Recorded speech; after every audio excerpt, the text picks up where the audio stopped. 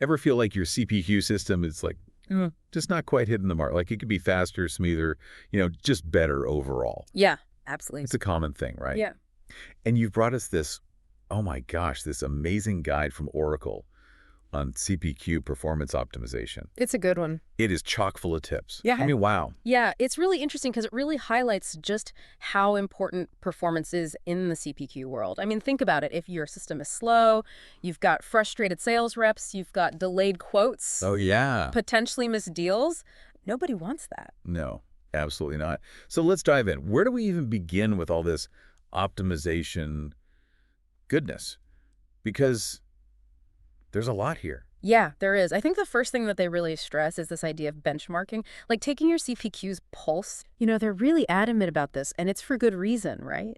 You need that kind of baseline measurement so you know where you stand, you know what to improve, and you see if any of the changes you make actually make a difference. It's like taking measurements before you, embark on a fitness journey or whatever. Exactly. You need to know where you're starting. Exactly. But it's more than just, clicking a stopwatch, right? Right.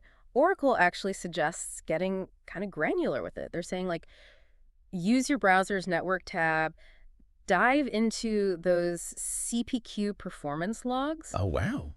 They even talk about, like, using little code snippets with this function called get current time millis, just to really pinpoint those bottlenecks. Okay, so we're getting a little technical here. We are. I love it. One thing that really stood out to me was they emphasize creating new transactions for each test run. What's the deal with that? So it's about this idea of history bloat, right?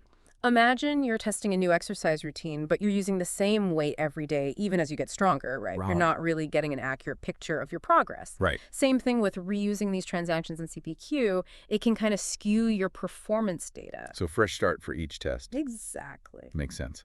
Now, what about like those sneaky things that can slow down our systems without us even realizing?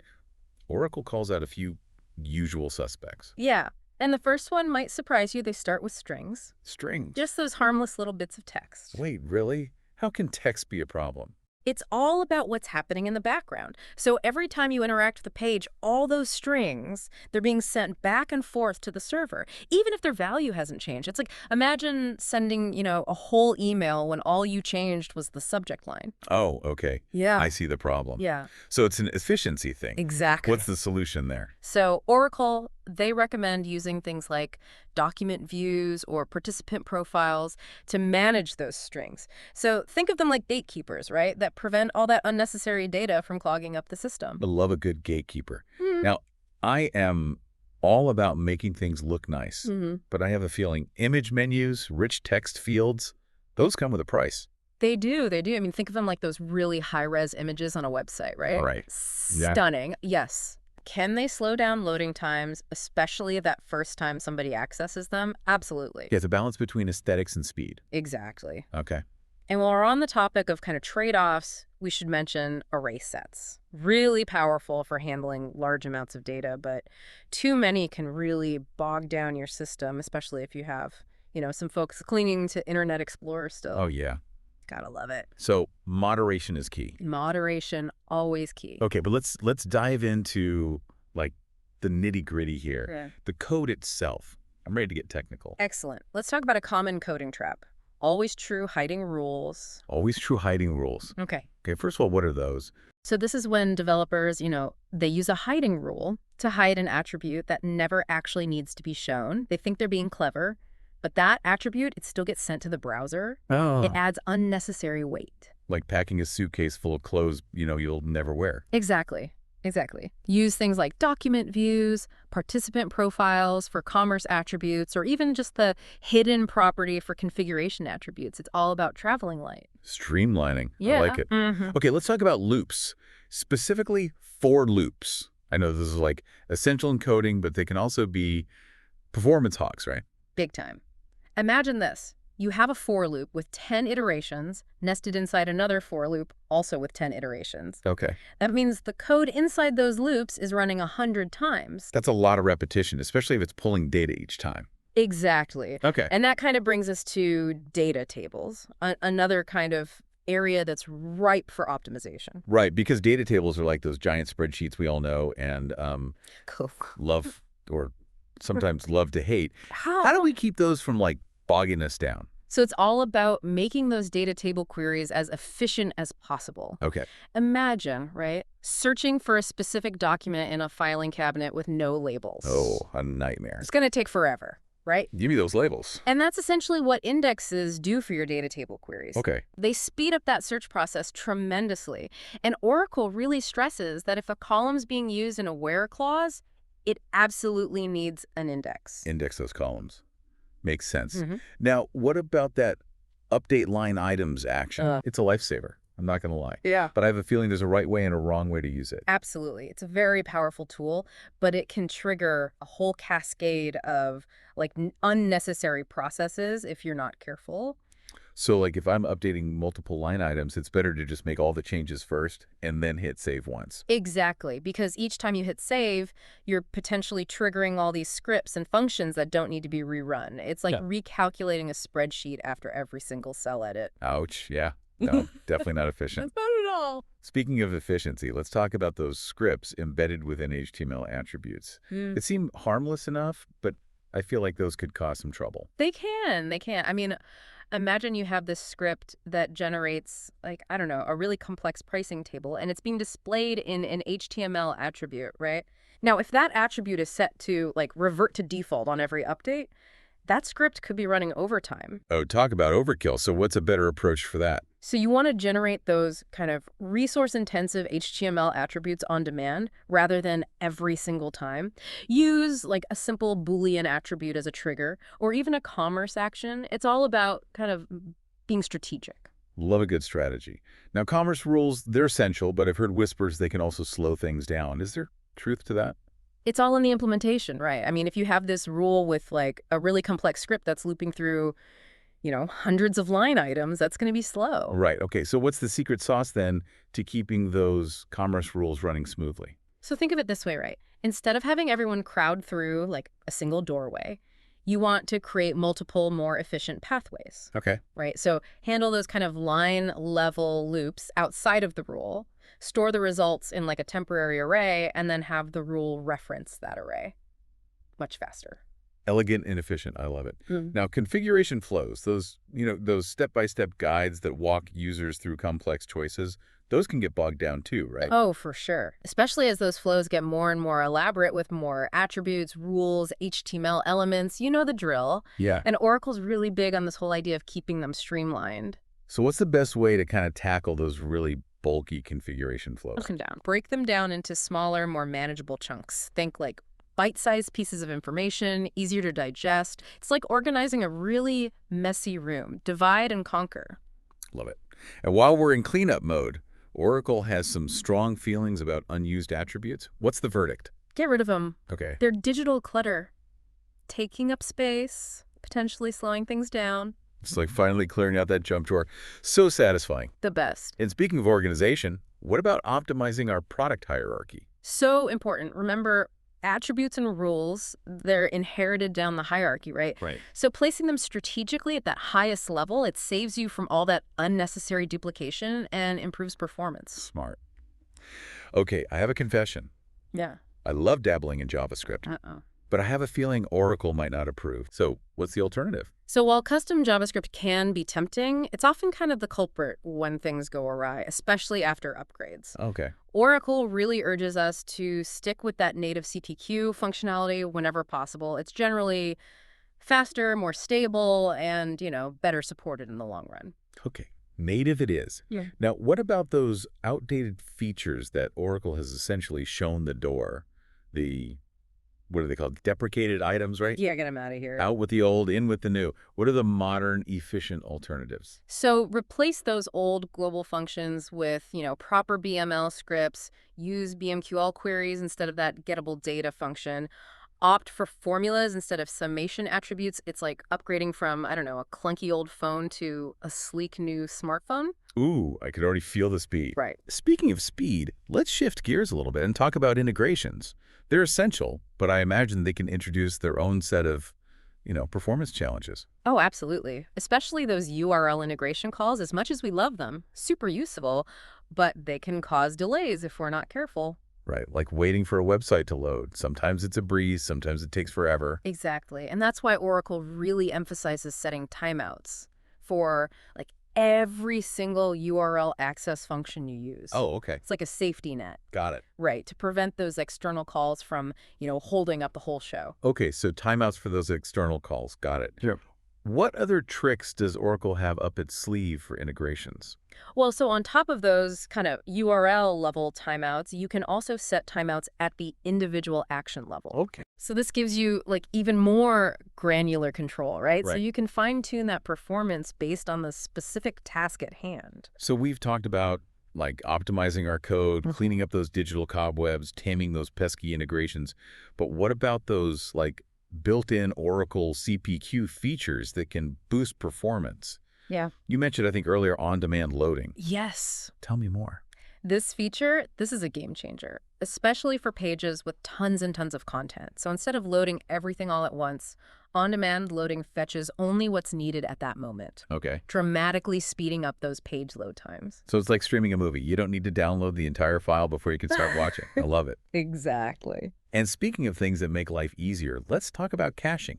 Ooh, caching. Caching is like having, all of your frequently used files just readily accessible on your desktop instead of having them buried deep down in folders, right? Okay, I can get behind that. Yeah. So how does caching work in the CPQ world? So Oracle CPQ offers two types of caching. You've got your commerce transaction cache and you've got your configuration cache. And they essentially store frequently accessed commerce and configuration data locally. Okay. So it reduces the load on your database and speeds up all those common operations. So keeping those frequently used items within arm's reach makes sense. Now I'm ready to kind of channel my inner like tech detective. Okay. What advanced tools does Oracle provide for like really digging deep into those performance bottlenecks? Well, for starters, we have the BML functions for performance timing, get current time millis, and log time. Sounds intriguing. Tell me more about these BML timing functions.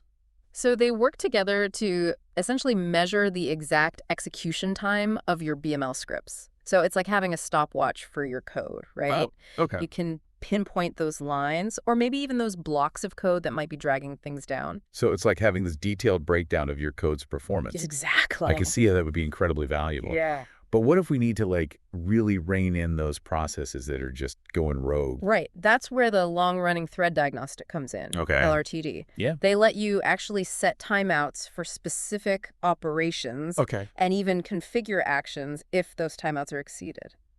So we're talking about those operations that seem to take forever. Exactly. Instead of just, passively logging them, you can configure the LRTD to say, kill the process, send a user a friendly try again later message, and of course, log the event for future analysis. Wow. So it's like having a safety valve for those runaway processes. Exactly. And speaking of analysis, no good detective is complete without their trusty logbook, right? This is true. This is true. Okay. And that is where Oracle's performance logs page comes in. Okay. And this isn't just some dry technical log file, though. This Okay. is like a treasure trove of information all laid out in this easy-to-navigate interface. Okay, you've piqued my curiosity. Yeah.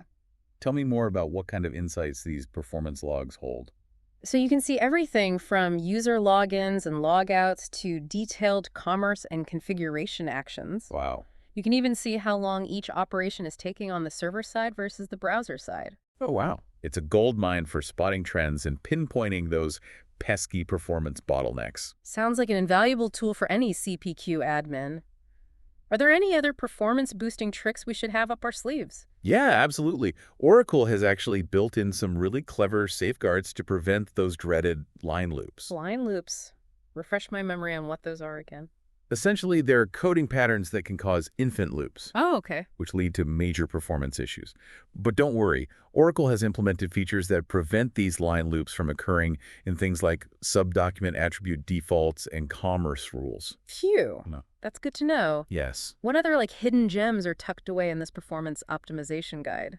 Well, there's this feature called Optimized Data Request Size. And it essentially streamlines the communication between the server and the browser by only sending the data that's absolutely necessary. Okay. It's like sending a text message instead of writing a novel when you just need to tell someone you're running late. Short, sweet. And to the point, I like it. Exactly. So we're just sending that essential information to keep things running smoothly. Exactly. Any other optimization highlights we should cover? Oh, yeah, absolutely. Remember how we talked about the revert to default action earlier? Yes. Oracle's actually made that even more efficient with pricing version 3. Ah, pricing version 3. I've heard whispers.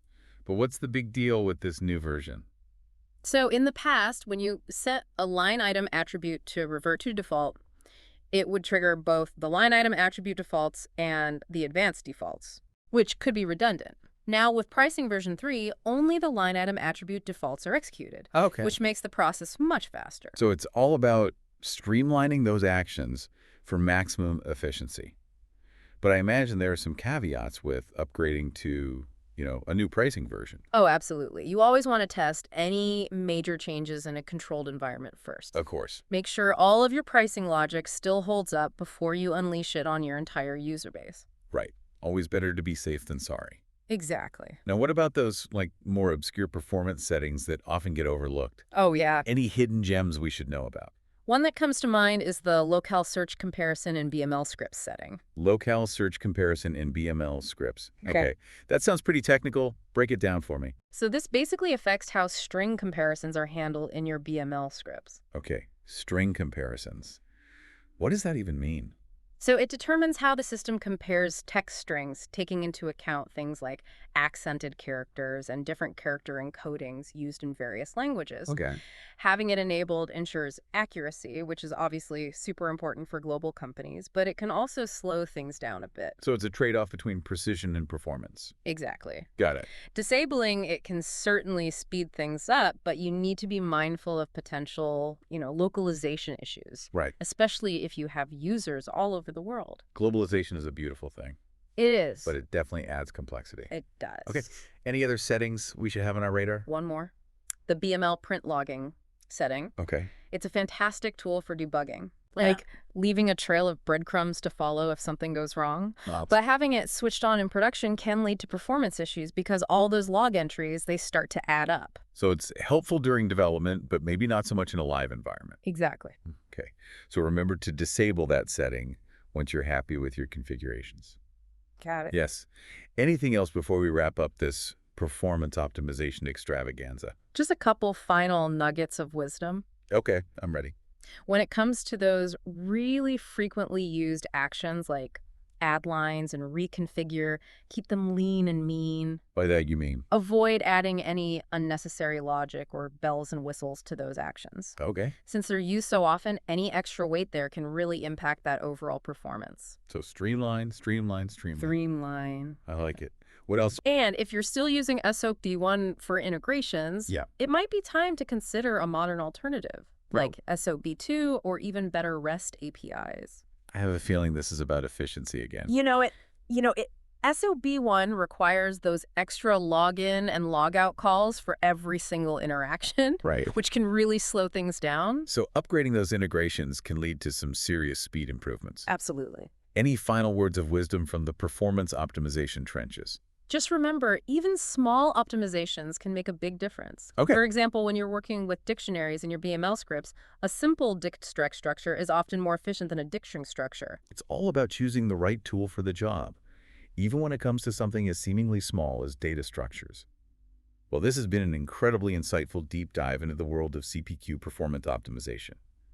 I feel like I've leveled up my CPQ skills today. Me too. And remember, optimization, it's not a one-time task. Right. It's an ongoing journey. Exactly. By regularly reviewing these recommendations and applying these principles we've discussed, you can keep your CPQ system running smoothly and efficiently, which means happier users, increased productivity, and more deals closed. Music to my ears. And who doesn't want that? That's it for today's deep dive. We hope you found this exploration of CPQ performance optimization insightful and actionable. Until next time.